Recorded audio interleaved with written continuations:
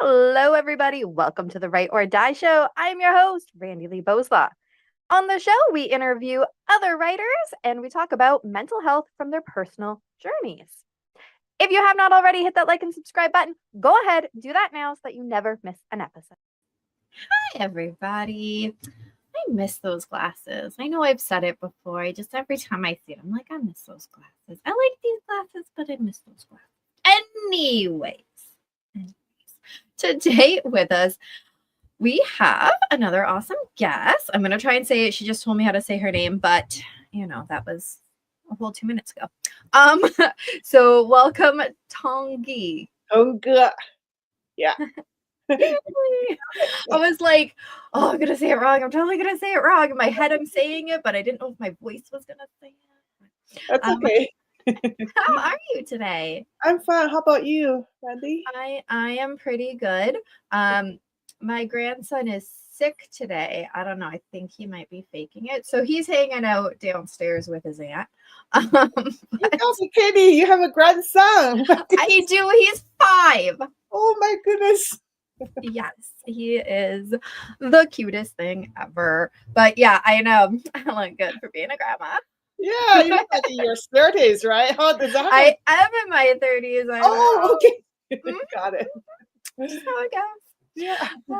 So how about you? Tell us a little bit about who you are. Well, I am born and raised in China, came to Canada in 1988 as an international student. I was 1. Oh, is that right? Okay. Yeah. Yeah. And I got my master's degree here and stayed afterward. We were lucky because otherwise we were supposed to go back after we finished our study. But 1989, the Tiananmen massacre happened. Then the Canadian government allowed us to stay. That was the only way we could stay way back when. Yeah.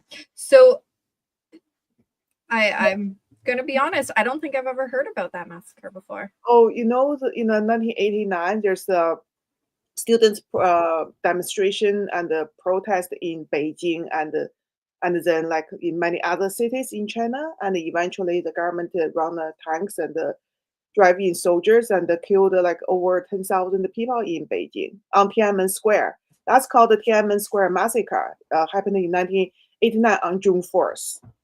Wow. I mean, I would have been 2, so maybe that's why I don't know about it. Yeah, you were 3. Were you even born? I was very little, but oh my goodness, I'm gonna write that down because I kind of want to look it up. I'm really into true crime and all that stuff, so I'm going to look that up. That's so how I mean, absolutely horrific event, but lucky for you, you were here and you got to stay. All the Chinese students at the time chose to stay. So that was like over, I think, 4,000 Chinese students in Canada at the time. Okay. Every single one stayed. Oh, wow. Yeah. And then, sorry. No, my cat's just doing something crazy if I look that way. Okay. It's my cat just destroying my walls. That's all. Yeah. My education and background has nothing to do with creative writing. Like I am Mine either. Here we are. Yeah. I'm a certified financial planner, so that's like my trade. Yeah, but I'm an artist at heart, so I write novels and books and the short stories and poems. Nice. Okay, so you've been here a long, long time now. So, I mean, it was a good thing that you were able to stay, but I'm assuming that your family was back in China. Yeah. So that must have been kind of tough. It was tough, and especially my father died of liver cancer, and I couldn't be with him. From the time of diagnosis until he passed away, it was only 5 months. Oh wow! So very short time. Yeah, and because we applied for the landed immigrant status at the time, but we were not landed, we're not proved yet. So we had something called dual status. So when you have a dual status, if you leave Canada, you're not allowed to come back. Oh, so you couldn't leave after you were staying? from Canada side, and also there's complications in China, on the China side. And even if I could, even if Canada let me, I don't think I could come back from China. I don't think I could escape from China again. Yeah. So it's a long story. It's in my third book.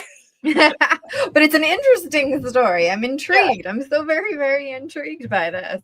See, I told you that you just never know what we're going to talk about. Exactly. You never know. But I do know that there are some other things that you do want to talk about a little bit. So I will attempt to stop interrupting. That's never going to happen. But I'm going to give you the stage to kind of start your story of what you wanted to share. And you can go ahead. After I graduated, I found my first job in Canada with a major bank. And then after a few other jobs, like 2 more jobs, I was hired by SMHC. Are you in Canada or in States? Yes, I'm in Canada. I'm by Niagara Falls. I see. So you know SMHC, right? Canada Mortgage and Housing Corporation. Yes, yeah. So that is a Crown organization, and I was an insurance underwriter. So mortgage insurance underwriter.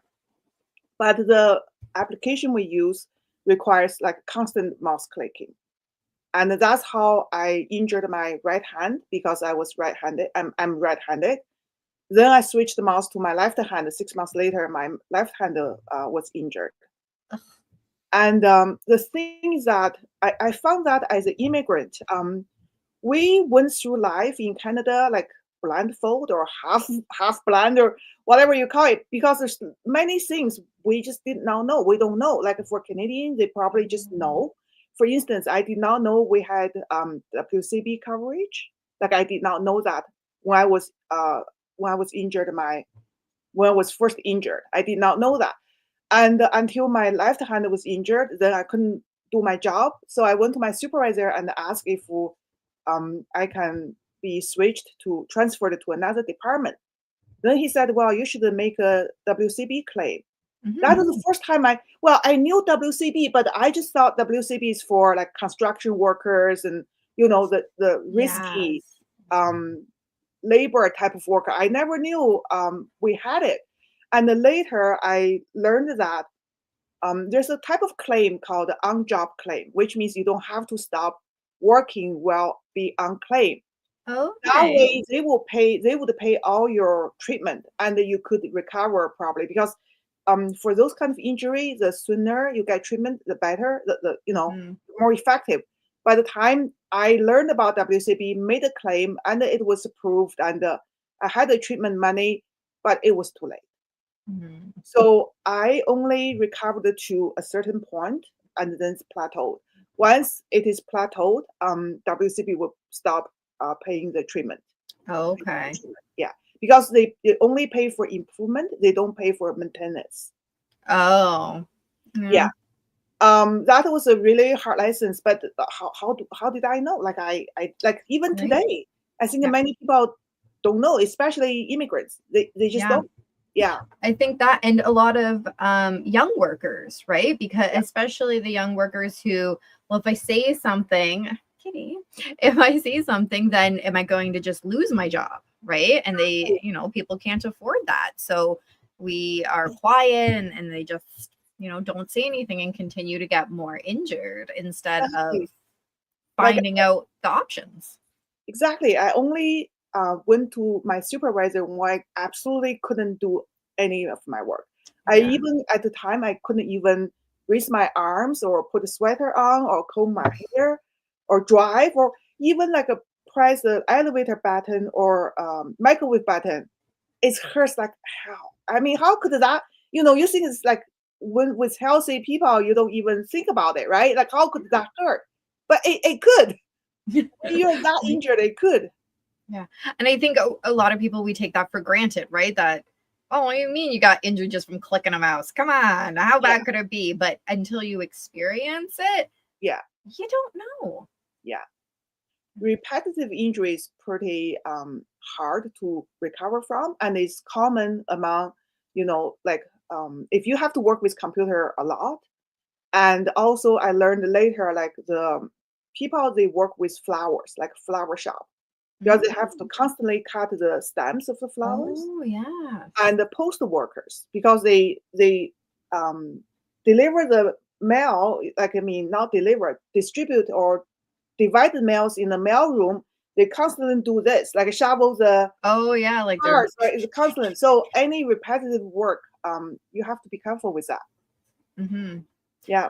Oh, yeah. Okay. So how long did it take you? I'd love to say recovered, but to get to your plateau? It probably took about 2 years. Wow. But yeah, sorry. I was just gonna say, so were you working during that 2 years? No, I was off. I was on disability. Yeah. Paid by the WCB, but with WCB and the many group benefit plan, usually your insurance only pay for the first 24 months. So because there's, well, now it's get into my profession, because there's something called occupation definition. So for most group benefit plan, the first 24 months is like you're under own occupation or regular occupation, which means if you cannot do your own work, then your insurance will pay.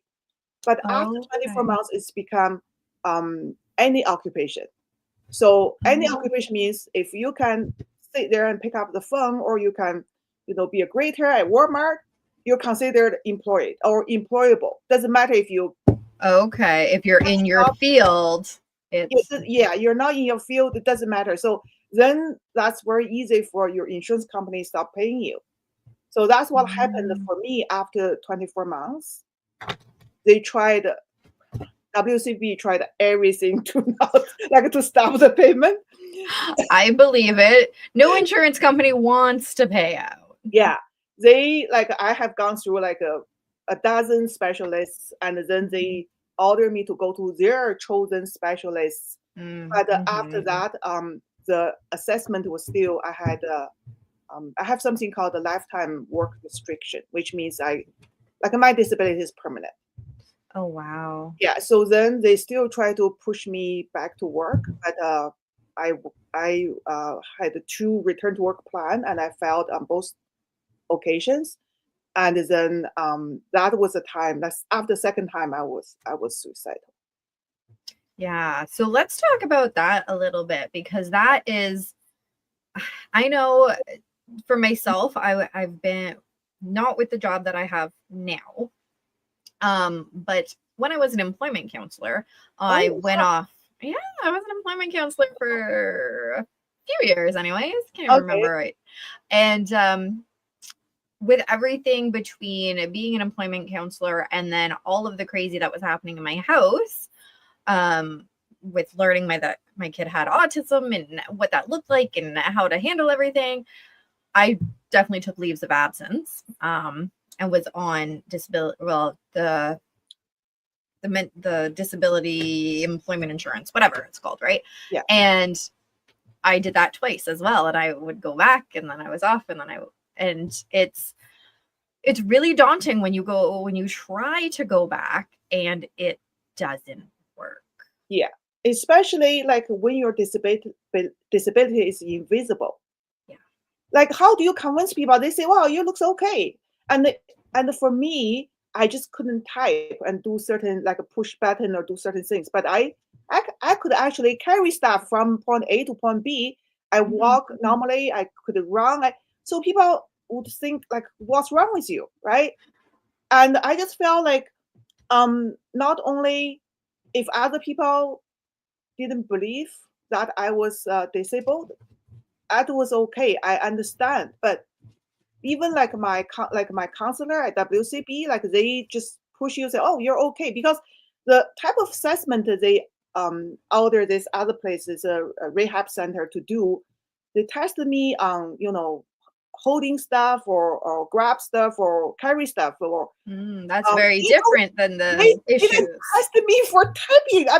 I'm constantly saying, I said, "Well, you need to test me for typing," but they wouldn't. So there's a mismatch there, right? Because they also they got bonus from WCB if they can I'll get you back. Yeah. out Okay. faster. Yeah, because carrying something, you're using your arms. Typing, you're using your fingers and all these itty Exactly. bitty ligaments and muscles and all that. Yeah, Yes. so there's different muscle groups. Yeah. And that's why I was like so not only frustrated but deeply like depressed and despair, like when, because I just felt nobody believed me. And at work, WCB is a crown organization, so they're policy wise they're pretty good, but um so after the second time, I like my return to job plan failed. I asked if I can work, if they can give me part-time job and I work for part-time pay, and they Mhm. said no. And also I said, okay, how about if I work a full-time job with part-time pay, but use this voice recognition software that Oh, WCP yes. recommended? Because I work full-time because I'm slow, so I take part-time pay. They said no, because they said that's affected productivity. Just a no. And also, when I went back to workplace to just gather my personal stuff during my disability, I suddenly found out that I just couldn't just walk in with my access card.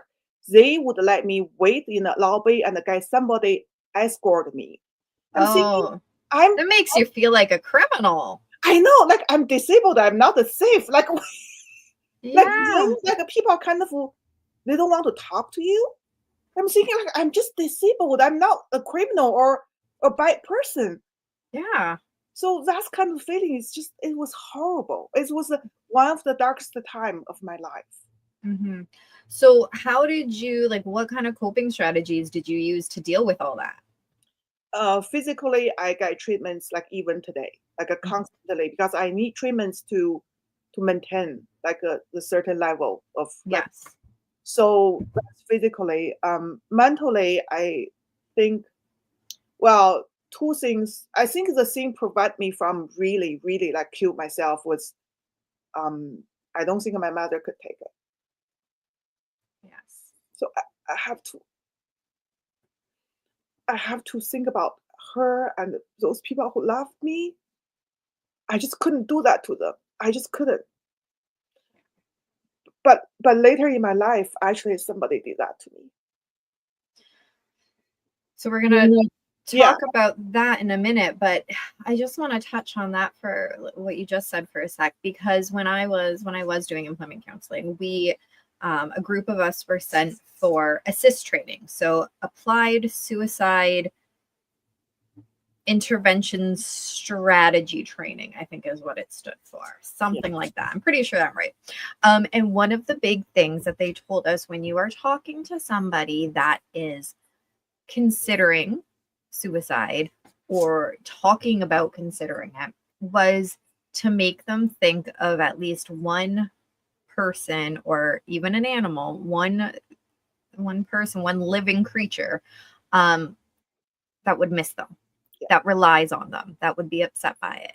And as long as you can make them think of that one thing, a lot of times that's enough to help them at least off the edge. Obviously, the person would need to go and get more help than what you can give. But at that moment in that training, you're talking to somebody who is very, very serious about talking about it. And so you're just trying to get them off the ledge. And that was one of the biggest things one of the biggest takeaways, because this training was probably 10 years ago, but that moment when they were talking about that stood out in my mind, because I was like, yeah, even in my darkest days when I was depressed, before I had kids, before I had a spouse, I would think of my cat. Who would take care of my cat? Right. And so your mom couldn't take it. Who would take care of the cat? And for other people, oh, my kids, my spouse, whatever. If you can remember that one person, one animal, whomever that would rely on you, that would miss you, keep that one thing in your mind to get off the ledge. Yeah, that's a really, really good strategy. And actually, do you know that Sidney Sheldon, he was suicidal when he was like 19. Oh, okay. And one day, he had pills and alcohol in his room. He was going to do it, and his father just by chance opened the door and saw everything. But his father was extremely wise. He didn't panic or yell, or he just said, "Okay, let's go have a walk. Right? Let's have a talk." Yeah. So during that walk, his father just said, your life is like a book. Now you're only on like a page 1 or page 2. Don't you want to see the rest of the book? Read the rest of the book? See what? Oh, I love it. You never know what is, what will be in your life. Like you don't know these other pages unless you read it, unless you go through it. Yes. That's how he talked his son out of suicide. But Sidney Sheldon suffered mental illness all his life, but he still accomplished a lot, like hugely. I love his book. I just love every book he wrote, basically. Yeah. Right. It just takes that one moment to help you realize this doesn't need to be the end. Even though it feels like it should, it doesn't need to be. I love that analogy of the book and what would be the next chapter. Yeah. So I know that you mentioned somebody in your life had done that. So do you want to share a little bit about that? May I share one incident before this one? Of course. Event before this one. So of course. My marriage only lasted 4 years. So I was divorced when I was 32. Okay. And I have been single since. But during this time, I had 2 major relationships. Why define major or important relationships? I don't define them by how long we were in a relationship, but by how deeply the feeling was, right? So my first boyfriend, he is a Caucasian, and we dated for 2 years. We were engaged. We were planning to get married, but he suffered depression. He was diagnosed when he was in senior high, so he pretty much suffered a depression all that time. Like we met each other when we were in our 30s, but he relied on medication to help. But still, like about every 2 weeks, he would have a attack. Then he couldn't go to work. He couldn't get up and all that, right? But by the time I learned about it, I already like fell in love with him. I just couldn't abandon him. I just couldn't. But after we met and dated, during that time he felt extremely good, physically, mentally, and he always wanted to not rely on the medication for the rest of his life. So he stopped the medication. Now, in hindsight, that was a huge mistake. But he stopped. Been there, done that. Yeah. And then he switched to Chinese medicine. Okay. Now I also learned from not only his case, but another friend of mine, Chinese like herbs doesn't help with depression. It does not. Acupuncture, herbs, whatever they claim, it does not work. But he switched to Chinese medication and acupuncture and felt pretty good. Chinese herbs, basically, until then a huge one struck, like a stroke, like a huge one. That one he was not be able to work for 3 months. Couldn't even get up, in the morning for 3 months, and that's pretty much ended our relationship. Not me, but from him. So just one day in the morning, 3 days before the Valentine's Day, he sat me down. He said, "I'm afraid our relationship is over." We already, not only we were engaged, we already booked for the wedding, the place for the wedding ceremony. And it was like a huge blow. Because at the time I was doing everything. I was, not only all the housework and the financial, pay for everything and then still look after him. His counselor said I was a saint. So how could you? I thought he needed me most at the time, right? That was the time he needed somebody most. But no, later I learned that he also said, over and over that it was not me, it was him. Because when somebody was that depressed, they didn't want anybody to even witness their. Yes. Yeah, they want to hide in the corner. They don't want hide in a hole. They don't want anybody to see them. So there's no way. Yeah, it's shameful that that we're depressed. It's shameful that we can't get up and contribute and do those things. Yeah.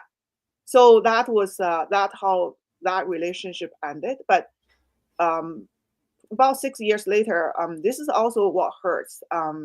He found somebody else online, so they were married. He never came back to me. Right? Like, yeah, you were still there for him had he I come. was still single, right? And so that's the mental illness first affected me and my life in a big way. Very big way, yeah. Yeah. And then the second major relationship was like how many years later? 6 years later after that, after the first one. 6 years later, I met another gentleman, and we didn't know each other for too long, but everything felt right. The beginning of a relationship is always the sweetest time, right? Sweetest one, because yes, no one allowed their flaws to show, right? So it was to me it was a wonderful relationship, and so that was a Tuesday evening. He came to my place, helped me with my faucet. Like my faucet was leaking. At the time, I also need to transfer some documents to China, and couldn't fax because in China, like if you fax things there, the person has to go to the post office to wait for the fax. Something happened, it never worked. So he brought his laptop to my place. He said, why don't you scan the documents into my laptop, and I will, then you can email to your sister in China, because I will try to get my sister here as a visitor. Okay. Yeah, for her to visit my mom and I. So we did that, and then I said, well, supper time, like, have supper here. He had 3 dumplings. Like he's over 6 feet tall, and in his prime, he was like 45. He had the 3 dumplings. I said, how come you only have 3? So he said, yeah, I'm full. Then he said, well, he also brought his printer to my place. He said, may I leave my printer here just in case you may need it later? I said, yeah, because at the time I was looking for a job. I was unemployed. Like I didn't. Okay, so yeah, you might have needed to print stuff. Yeah, I said, okay. Then he said, well, I also have a digital camera, and do you want it? Like, I said, like, why? He said, well, I don't have any use of it. I said, well, if you want to. He just left his camera at my place. And when he was walking away from my house, he said, I love you. Like, this is game, like a words game we play. He always say, like, I love you. I'll say, me too. Then he said, oh, you love yourself too? Like, because we didn't know each other for too long, I didn't know if I was in love with him or not. Yeah. Right. So I couldn't say I love you too, but I, just play the words. And then he told me next day he was going to drive. He was a salesman for oil equipment to the, oil companies and the site, oil drilling site. And so that was a time, that was in April of 2005. And that his business time would start in April. So he need to drive to different places in Alberta to sell the equipment or all that.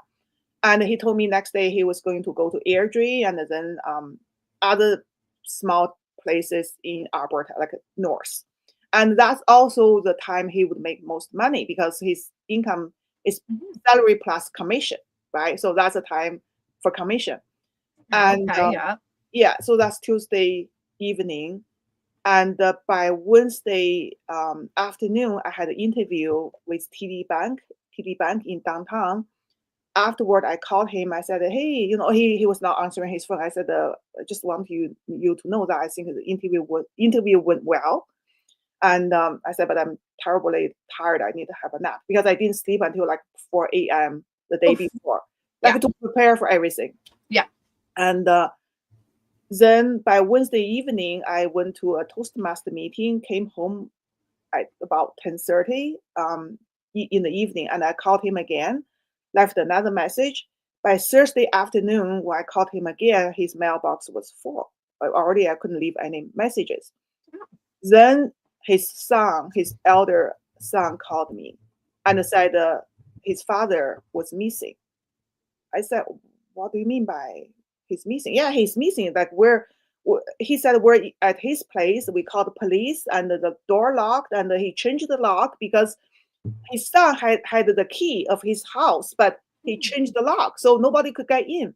So he said the police is here, and they just broke in, and my mother is here because he divorced 8 years ago, but his Okay. ex-wife, yeah, is a mother, right? So mother, my mother here. Do you want to talk to her? I said okay.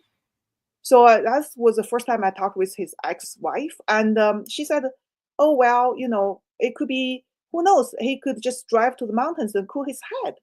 I said, "What do you mean? What do you mean?" She said, "He did this before."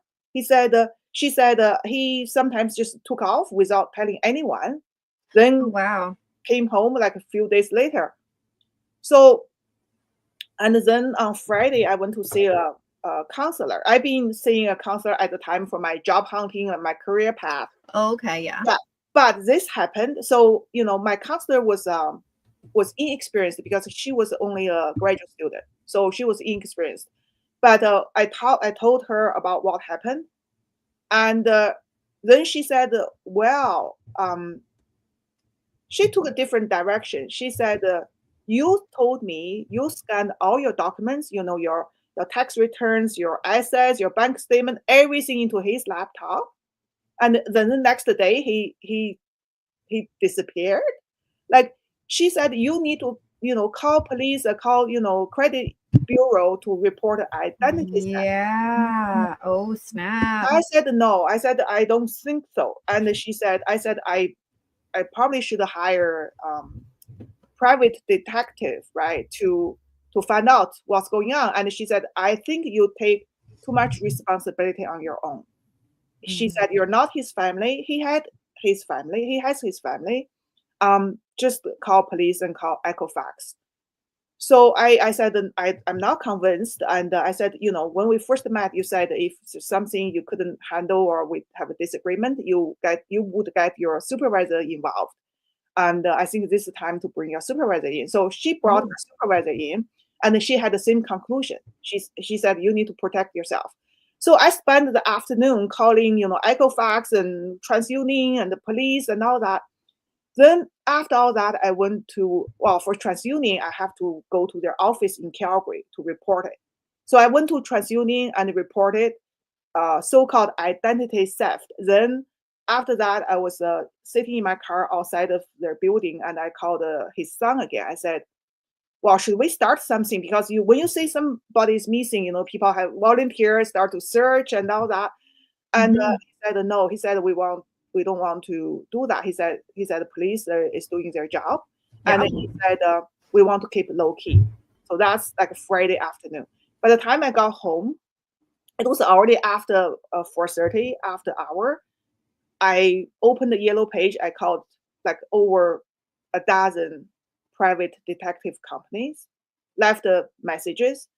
By Sunday, only one company called me back. And the person asked, do you have his credit card? I said, I don't. How do I have his credit card? He said, well, if you don't, then we cannot track him down. He said, unless you have a credit card. He said, well, otherwise, if police can't find him, we can. I'm thinking like, why you guys exist, right? Right? Like, that doesn't make any sense, but Yeah.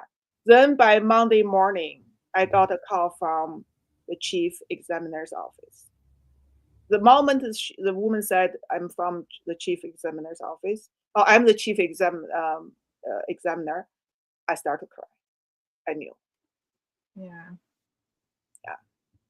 So he drove his truck to Disbury and parked on the private property land, and he turned on the exhaust or something, like a gas, like in a car you can turn something. Oh yes, yeah. He took some pills. He cut his wrists. he made sure there's no way he could be. Wow, he did multiple things. He was decided. But he left a tape recording, and part of the thing is for me. That's how they tracked me down. Okay, that makes sense. Yeah, because we were kind of joking, I'm his Juliet, he was my Romeo. So the beginning of that segment was my dearest Sherry, I'm afraid I become your Romeo. Yeah. So that's the second mental illness. I almost kind of wish you would have just stolen your identity. Yeah, I know. It would have had such a sad ending for you. Oh my gosh. But after this, I didn't know he had a mental depression because we didn't know each other for too long. But after what happened, I learned that actually not only he had it, but he had a bipolar, and also he refused to take medication. Oh yes. His ex-wife had it too, and he would get mad if she takes medication. Okay. Because lots of people, they don't believe in antidepressant medication. Yeah. Right? That's another problem. And when we knew the time we spent with each other, that I think was his a happy time. But then he started to the dark side without letting me know. I also learned that if somebody truly want to kill themselves, they wouldn't give you any hint. They wouldn't. People will talk about suicide. They're crying for help. People, they don't talk. That's when you don't. That's the scary part. That's why he's, I'll leave my printer in case you need it. I'll leave my camera. I have no use for it. It's not a direct thing saying, this is my plan. This is what I'm thinking. It's more like, you can use this because I don't need it anymore. Yeah. But what I really, because the night, a Tuesday night, I didn't sleep until probably 4 a.m. So I, at about 12 a.m., I want to call him. And then I thought, oh, it's too late. I don't want to disturb him from his sleeping. Which makes sense. But, that was the time he was contemplating his plan. So I always kind of blame myself, why didn't I call him? If I have called him, would that make any difference? That's called the survivor's guilt, right? How come I didn't say this? How come I didn't do that? How come? So I lived with that guilt for a long, long, long time. That's a hard one. So very different scenario, but the survivor's guilt was very much real. So my brother had died by a drug overdose a couple years ago, and he was addicted to drugs, so it wasn't a one-off kind of thing, so different kind of scenario. But the survivor's guilt of what you were just saying there, could I have done something different? Should it? Because I had a conversation with him the week before, and so I would replay that conversation, and should I have said something different? Could I have said something different? Would it have made a difference? And it plays on you very hard and takes a lot of strategies to deal with. Yeah. So how have you been able to kind of deal with that? I borrowed tons of books from library. I just write about not only about suicide, but about the other world, their spirit still exists somewhere in this universe, and that gave me certain comfort. And also, don't think I'm crazy, but there's also confirmation I got from the other world, because I start to go to say medium and try to communicate with him. And I also went to City of Calgary. They have 4 sessions of free counseling for something like this. I forgot the program, the name of the program, but I got 4 sessions of counseling, and very impressive is that the counselor, she herself also had the similar experience. So their counselor would be somebody who also suffered a heavy loss, like lost some loved one. So after that, I was referred to Rockville Hospital. They have a grief group. And their session was, I think, 10 sessions or 8 or 10. So it's a group of people who, like all of them, they lost their spouse or loved ones by illness. Not all of them, most of them. Some by accident, some even by murder. I was the only one that my loss was a suicide.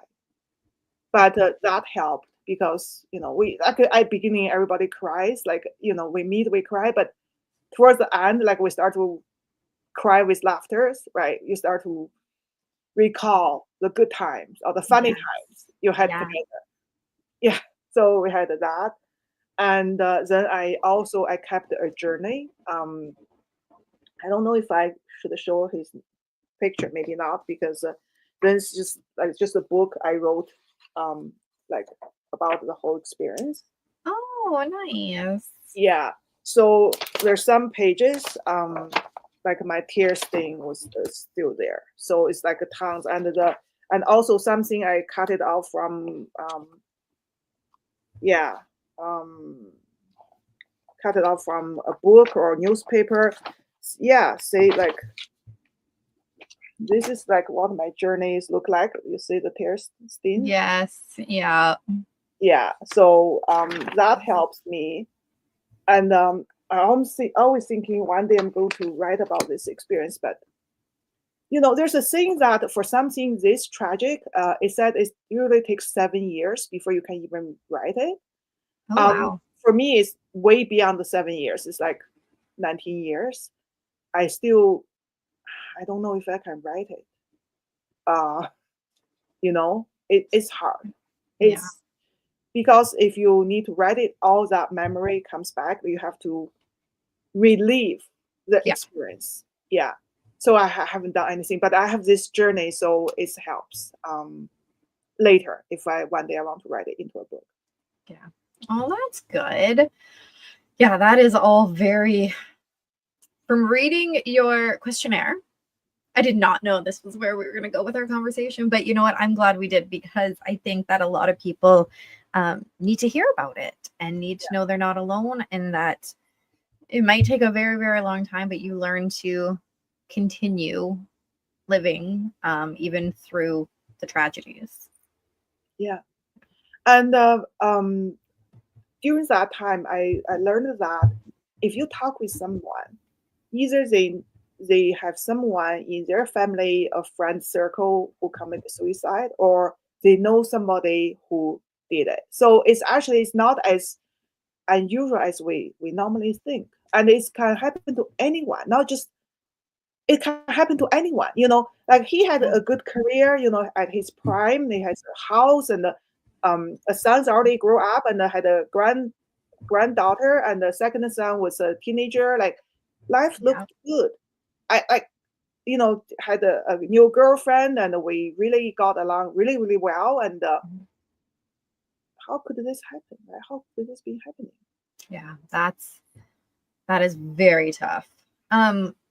So before you share what you've written, what is a piece of wisdom? I always like to ask this kind of question at the end. What is a piece of wisdom you would give to somebody who maybe just experienced a loss by suicide?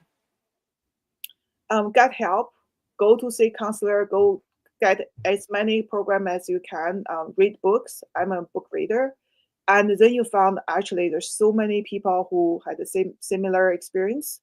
But also, I really now I believe in spiritual world. I believe there's another world that they are there. Actually, we, me and Herb, our latest conversation was early this year, spring of this year, and through a medium, and basically he said he in his next life he will live a long life, like until his natural death. But this one was cut short. It's supposed not to, but it did. And also I want to say something. Don't think once you kill yourself, all your trouble will be gone.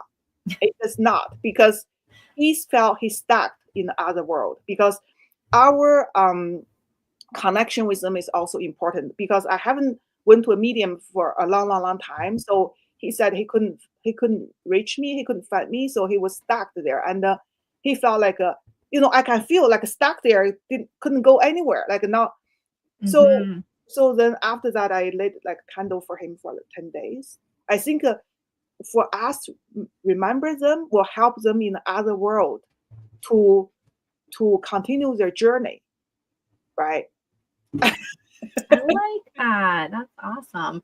Um, so what have you written that is out there for the world? Yeah, I wrote a trilogy. It's called the China Trilogy. The first book, titled The House Filler, has been published. It was published last year, and it is a winner of 2024 Independent Press Award. Thank you, and also is a finalist for 2024 Canadian Book Club Awards. Oh, The final winners will be announced in January, so just a month from now. fingers crossed for you. Thank you. Yeah. And so what's it about? Yeah. The first book is based on my grandmother. So it's a historical fiction, covers time from 1920 to 1966 in China. So their generation, they went through wars and political upheaval and regime change and poverty and all that. So that's her struggle through life. And that's a first generation story. So the second generation will be my parents' story, mostly my mother's, and third generation will be my own story.